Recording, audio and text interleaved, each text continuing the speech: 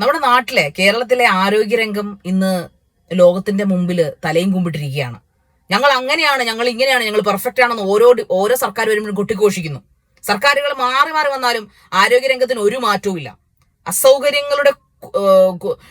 അസൗകര്യങ്ങളുടെ കൂമ്പാരമാണ് നമ്മുടെ ആരോഗ്യരംഗം എന്ന് പറയുന്നത്. പൈസ ഇല്ലാഞ്ഞിട്ടല്ല, അഴിമതിയുടെ മുഖമുദ്ര. ഏറ്റവും കൂടുതൽ അഴിമതി നടത്താൻ പറ്റുന്ന ഈ സ്ഥലങ്ങളിൽ ഒന്നാം സ്ഥലം എന്ന് പറയുന്നത് മെഡിക്കൽ ഫീൽഡ് ആണെന്നാണ് കേട്ടിരിക്കുന്നത്.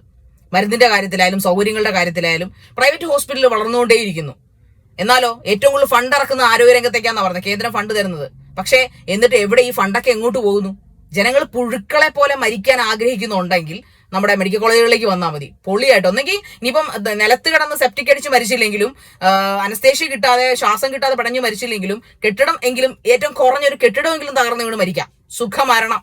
കേട്ടോ, എന്തായാലും കൊള്ളാം, നന്നായി, അടിപൊളിയായിട്ട് വരും കേരളത്തിന്റെ ആരോഗ്യരംഗം. സൂപ്പർ ആയിട്ടുണ്ട്, സൂപ്പർ.